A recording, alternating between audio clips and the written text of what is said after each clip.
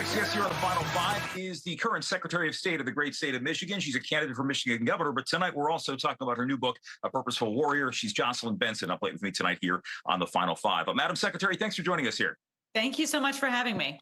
Okay, first things first, I want to know what you define as a purposeful warrior.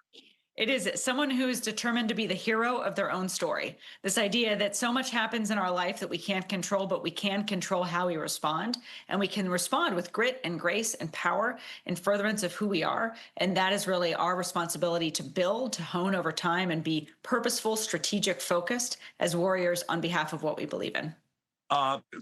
Many people may know your face. They may certainly know your name from the aftermath of the 2020 election. You were front and center during that process, where many key states, our home state of Pennsylvania, Michigan, were really at the center of these recount efforts. But more importantly, you in the book talk about what that grit that you had to exhibit when you found yourself inside your home with armed protesters outside.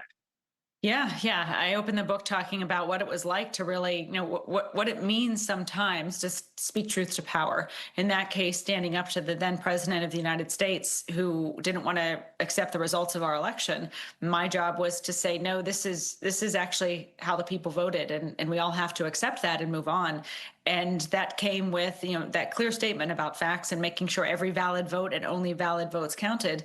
It came with a lot of threats in response from people who, in my view, had been fed lies about the results of the election and got very angry, feeling like the election had been stolen, even though there was no evidence of that.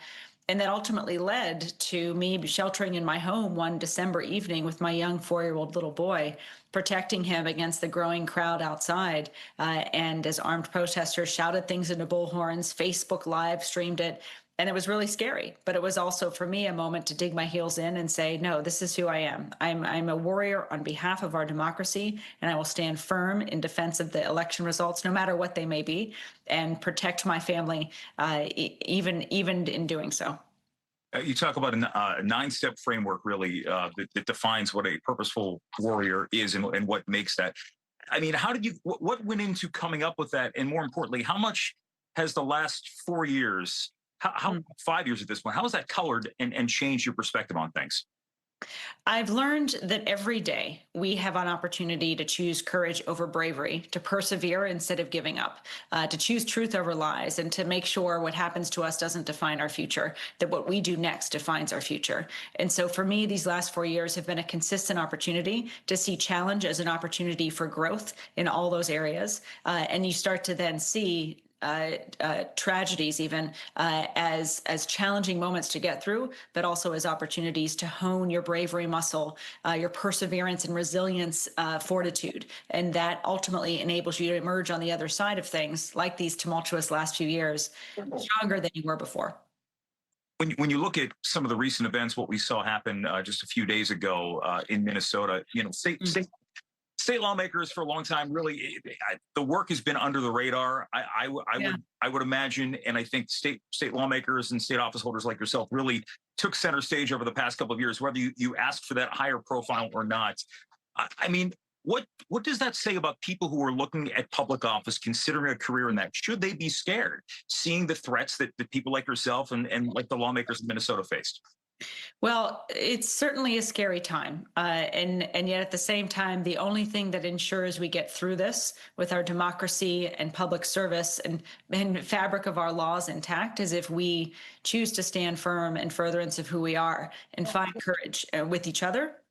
And also standing up to this hate and the hateful rhetoric that leads to these violent acts by condemning it and trying to reunify ourselves as a nation around the principles that we share. We want our kids to go to school. We want everyone to be healthy who we love. There are things that we can build unity around, even just our sports teams and rooting for them, that we can remind us to see each other in our interconnectivity and stand up to the violent threats and the noise that are tearing us apart. I think if we do that and we step forward into this moment with that in focus, we can emerge out of this moment, however noisy and challenging it is, more unified, perhaps, as a country than before. That's my goal, and that's why I'm staying in public service, to continue to fight for that better day. Is there a lawmaker or leader in Washington you think best embodies this whole idea of what purposeful warrior is?